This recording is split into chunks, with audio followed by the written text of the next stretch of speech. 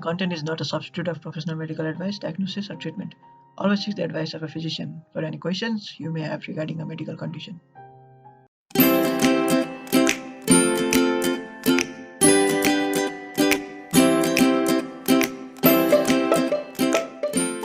Hello and namaste. It's me Samit Lamishane.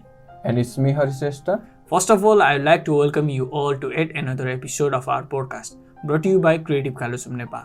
In this program, we will be discussing various diseases that we have encountered during our clinical posting. Without further delay, let's move on to today's case scenario.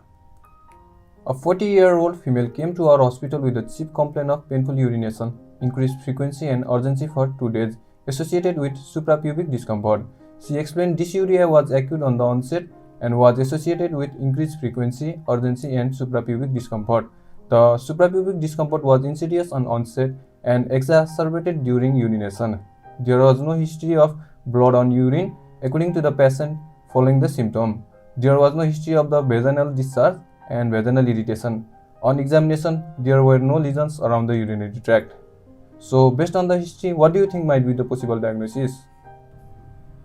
Here, as mentioned in the case summary, the woman had a chief complaint of painful urination along with increased frequency and urgency, which was associated with suprapubic discomfort, which points our diagnosis to uncomplicated urinary tract infection, probably cystitis, since there is no associated fever in history. Urinary tract infection is also more common in females as compared to male due to short length of the urethra. There is also no mention of vaginal discharge or irritation, which rules out the possibilities of sexually transmitted diseases.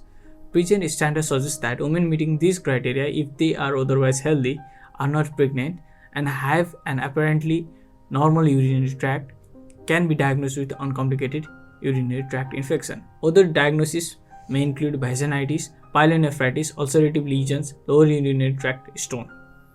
Fever is the main feature distinguishing cystitis and pyelonephritis. The fever of pyelonephritis is usually high-grade type, so the chance of this case being pyelonephritis are less since the patient doesn't present with fever.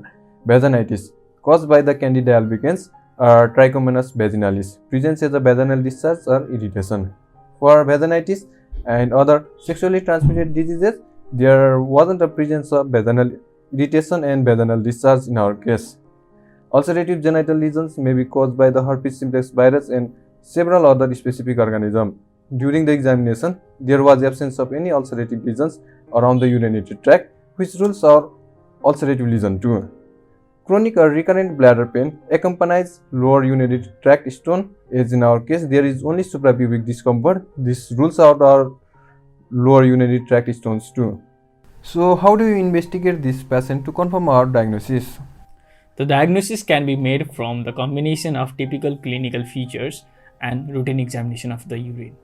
In routine examination of urine, we do physical examination of urine visually, color and transparency, chemical examination, which includes leukocyte storage, nitrite, urobilinogen, protein, pH, blood in urine, specific gravity, ketone, bilirubin, glucose, ascorbic acid. We do microscopic examination of urine also. In this test, we test for POS cells, epithelial cells and RBC. Similarly, we do urine culture to find if there is any presence of bacterial growth in urinary tract. We have the investigation report of this case, right? Would you mind sharing what was mentioned in the report? The test report of routine examination of the urine showed slightly turbid urine with the presence of nitrates, leukocyte storage and POS cell in urine. Similarly, urine culture was also performed, which was done from the midstream catch urine. The growth of bacteria was found to be more than 10 to the power 5 colony forming unit, which indicates significant bacteriuria. Following this report, the case is confirmed of urinary tract infection. Let's discuss what urinary tract infection is. Urinary tract infection is a common and painful immune illness that fortunately is rapidly responsive to modern antibiotic therapy. Urinary tract infection may be asymptomatic or symptomatic. Thus, the term urinary tract infection encompasses a variety of clinical entities, including asymptomatic bacteriuria, cystitis, prostatitis, and pyelonephritis. Except among infants and elderly, urinary tract infection occurs far more common in female than in male. The uropathogens causing urinary tract infections vary by clinical symptom, but are usually enteric gram-negative rods that have migrated to urinary tract. Escherichia coli, Staphylococcus, Klebsiella, Proteus, Enterococcus are some organisms causing urinary tract infection. I think the treatment part is still remaining to discuss, right? Let's move ahead to the treatment part. Oh, regarding treatment and management, antibiotics are usually the first line of treatment in all cases of the urinary tract infection. The form of antibiotic used to treat urinary tract infection depends on what part of the tract is involved. Lower urinary tract infection can usually be treated with oral antibiotics, but upper urinary tract infection requires intravenous antibiotic. Can you be more specific about antibiotic regimens for different kinds of urinary tract infection?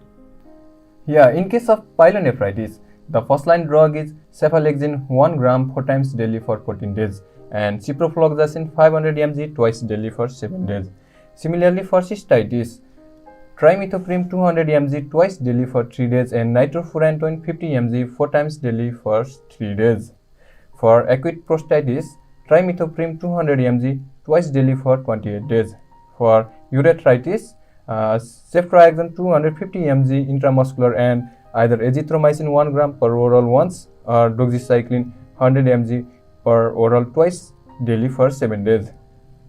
Our case was of uncomplicated cystitis, so nitrofurantoin 50 mg 4 times daily for 3 days and cefalexin 250 mg 4 times daily for 3 days was used. Since urinary tract infection is common in females, can you mention what prophylactic measures can there for the prevention of urinary tract infection?